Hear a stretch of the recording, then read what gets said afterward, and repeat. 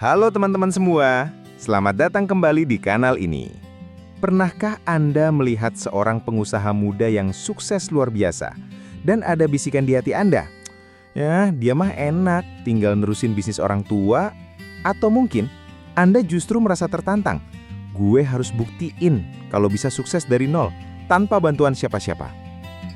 Jika perasaan itu akrab bagi Anda, saya ingin Anda tahu, Anda tidak sendirian. Saya tahu persis bagaimana rasanya. Di awal perjalanan saya seringkali membandingkan diri dengan teman-teman yang sudah memiliki jatah atau modal dari keluarga. Rasa cemburu, minder, dan terkadang frustrasi itu nyata. Saya merasa seperti harus berlari maraton, sementara mereka sudah memulai dari garis start yang jauh di depan. Tekanan untuk membuktikan diri sebagai perintis sangat berat, apalagi ketika melihat kompetitor yang seolah dilatih dengan modal orang tua, sementara saya hanya dilatih dengan mental sendiri.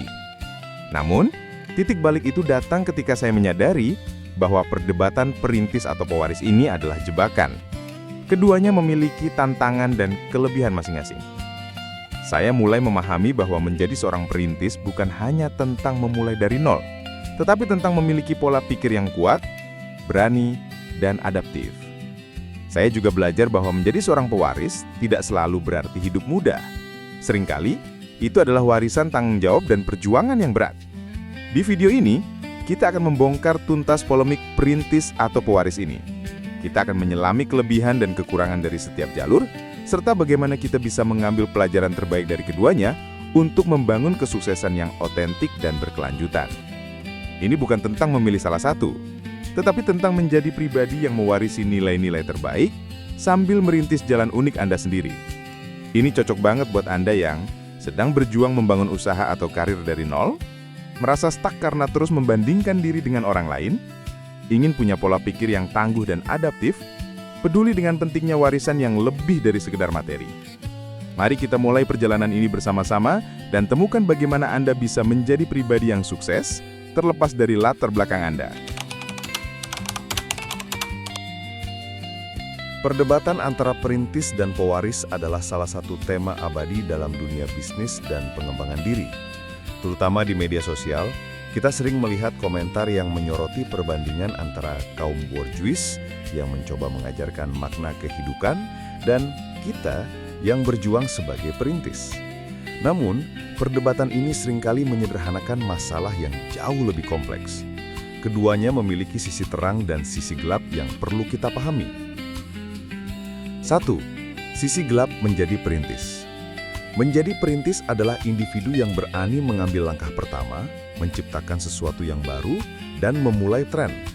Namun, jalan ini tidak mudah. Ada beberapa tantangan besar yang seringkali dilupakan. Tingkat risiko yang tinggi. Saat Anda memulai dari nol, tidak ada jaminan bahwa ide Anda akan berhasil. Anda harus siap menghadapi faktor-faktor tak terduga seperti perubahan pasar, persaingan ketat, dan kondisi ekonomi yang tidak menentu. Risiko kerugian finansial sangat tinggi, apalagi jika modal yang Anda gunakan berasal dari tabungan pribadi atau pinjaman. Bisnis baru cenderung lebih minim kompetitor di awal, tapi juga seringkali permintaan pasarnya belum ramai, yang bisa menimbulkan keraguan dan pesimisme. Jam kerja yang panjang dan beban tanggung jawab berat. Meskipun memiliki kebebasan waktu, seorang perintis seringkali harus bekerja jauh lebih lama daripada pekerja biasa. Beban tanggung jawab sebagai pemilik bisnis sangat besar, mulai dari operasional, pemasaran, hingga keuangan. Hal ini dapat menyebabkan kelelahan fisik dan mental yang serius jika tidak dikelola dengan baik. Pendapatan tidak stabil. Berbeda dengan pekerjaan dengan gaji tetap, pendapatan sebagai wirausaha sangat fluktuatif. Ada bulan-bulan dengan keuntungan melimpah, tetapi ada juga bulan-bulan di mana pendapatan berkurang atau bahkan merugi. Ketidakpastian pendapatan ini menjadi tantangan berat yang harus dihadapi. Tuntutan keterampilan dan pengetahuan luas. Sebagai perintis, Anda harus menguasai berbagai aspek bisnis, mulai dari manajemen, pemasaran, keuangan, hingga layanan pelanggan. Jika tidak memiliki keterampilan ini, Anda harus belajar sendiri atau menyewa ahli, yang tentunya membutuhkan biaya tambahan. 2. Sisi gelap menjadi pewaris. Sementara perintis berjuang dengan ketidakpastian, pewaris juga menghadapi tantangannya sendiri yang tidak kalah berat. Ada persepsi bahwa pewaris itu lebih asik, tetapi kenyataannya jauh lebih kompleks. Tanggung jawab yang berat. Mewarisi bisnis besar bukanlah hadiah, melainkan beban tanggung jawab yang luar biasa. Anda harus mampu memimpin dan mengelola sebuah gurita bisnis yang sudah mapan, yang seringkali memiliki kompleksitas dan masalah sendiri. Ambil contoh Susilo Wonowijojo, pewaris PT Gudang Garam Tbk.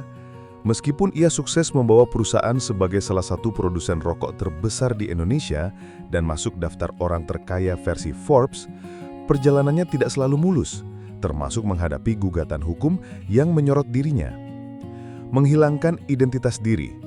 Seringkali seorang pewaris harus berjuang untuk keluar dari bayang-bayang pendahulunya. Kesuksesan mereka seringkali dianggap sebagai hasil warisan, bukan dari kerja keras mereka sendiri. Ini menciptakan perjuangan batin untuk membuktikan bahwa mereka juga memiliki kompetensi dan inisiatif terlepas dari privilege yang mereka miliki. Tekanan untuk mempertahankan dan mengembangkan. Beban untuk tidak hanya mempertahankan, tetapi juga mengembangkan warisan yang sudah ada, bisa sangat menekan. Jika bisnis gagal di tangan mereka, akan ada stigma sosial yang berat dan perasaan bersalah yang mendalam. Mereka harus berinovasi agar bisnis tidak stagnan dan surutnya permintaan pasar tidak mempengaruhi bisnisnya. Ini adalah tekanan yang tidak pernah dirasakan oleh seorang perintis yang memulai dari nol. Perdebatan perintis atau pewaris seringkali memecah belah dan menciptakan mentalitas kita versus mereka. Namun solusi sebenarnya adalah melampaui dikotomi ini. Tujuannya bukan untuk memilih salah satu, tetapi untuk menggabungkan kelebihan dari keduanya. Mengadopsi pola pikir perintis, kunci sukses untuk siapa saja. Terlepas dari latar belakang Anda, mengadopsi pola pikir perintis adalah kunci untuk mencapai kesuksesan yang otentik dan berkelanjutan. Pola pikir ini adalah aset paling berharga yang tidak bisa dibeli. Pola pikir pewaris dan perintis sangatlah berbeda.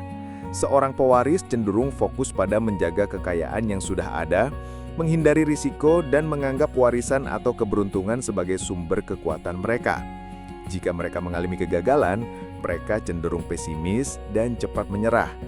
Sebaliknya, seorang perintis memiliki pola pikir yang berfokus pada menciptakan nilai dan peluang baru. Mereka berani mengambil risiko yang terukur, mengandalkan ketekunan, kegigihan, dan pengalaman sebagai sumber kekuatan utama mereka. Mereka juga melihat kegagalan sebagai biaya sekolah untuk pembelajaran yang berharga, bukan sebagai akhir dari segalanya. Berani mengambil tindakan dan risiko. Seorang perintis sejati tidak hanya berkutat dalam konsep. Mereka memiliki karakter yang self-starter, proaktif, dan berani mengambil tindakan. Mereka tahu bahwa kegagalan adalah bagian dari proses pembelajaran, bukan akhir dari segalanya. Jadi, jangan takut memulai sesuatu yang baru dan berani mengambil risiko dari kemungkinan-kemungkinan yang akan terjadi. Fokus pada kapasitas diri dan inovasi. Kesuksesan Anda akan ditentukan oleh kapasitas dan kreativitas Anda. Pilihlah bidang usaha yang sesuai atau tidak jauh dari skill dan kompetensi Anda. Jangan hanya sekedar mengikuti tren tanpa memahami bidang yang Anda jalani. Kreativitas diperlukan untuk menjadi berbeda dan unik dari kompetitor. Membangun pola pikir berkembang. Pola pikir ini memandang kemampuan dan potensi sebagai sesuatu yang dapat dikembangkan melalui kerja keras dan pembelajaran. Individu dengan growth mindset melihat tantangan sebagai kesempatan untuk tumbuh, bukan sebagai kegagalan. Ini adalah mentalitas yang mengalahkan mentalitas pewaris yang mungkin hanya merasa nyaman. Kemandirian dan kebebasan. Wirausaha pada intinya memberikan kebebasan dan kemandirian dalam menentukan visi, tujuan, dan strategi bisnis. Kebebasan ini memberikan kepuasan pribadi yang mendalam, karena Anda bisa melihat langsung hasil dari kerja keras dan dedikasi Anda. Memahami makna sejati warisan, lebih dari sekedar uang. Bagi kita yang tidak memiliki warisan materi, kita bisa mengubah narasi menjadi pewaris yang sebenarnya. Kita bisa mewarisi hal-hal yang jauh lebih berharga dari sekedar uang, nilai, prinsip, dan etos kerja yang kuat. Kita harus mulai berpikir seperti Gary Vaynerchuk yang mengatakan, tolong pikirkan tentang warisanmu karena kamu menulisnya setiap hari. Pentingnya merekam jejak. Benjamin Franklin, seorang perintis sejati, pernah berkata, jika kamu tidak akan dilupakan begitu kamu mati, tulislah sesuatu yang layak dibaca atau lakukan sesuatu yang layak untuk ditulis. Ini adalah sebuah pengingat bahwa warisan kita bukanlah harta benda, melainkan kontribusi dan cerita yang kita tinggalkan. Jadilah pembuat sejarah, bukan hanya penonton sejarah. Pewaris yang bertanggung jawab. Bagi mereka yang beruntung menjadi pewaris, tantangannya adalah mengambil warisan tersebut dan menjadikannya lebih baik. Ini menuntut mereka untuk memiliki pola pikir perintis, menghadapi tantangan, berinovasi, dan mengambil keputusan sulit. Mereka harus memimpin dengan integritas dan melayani, bukan dilayani. Kisah sukses Susilo Wonowidoyo adalah bukti bahwa menjadi pewaris juga butuh skill dan perjuangan yang berat, terutama dalam mengelola sebuah perusahaan raksasa. Kisah sukses etnis Tionghoa di Indonesia bukanlah tentang keberuntungan atau warisan semata.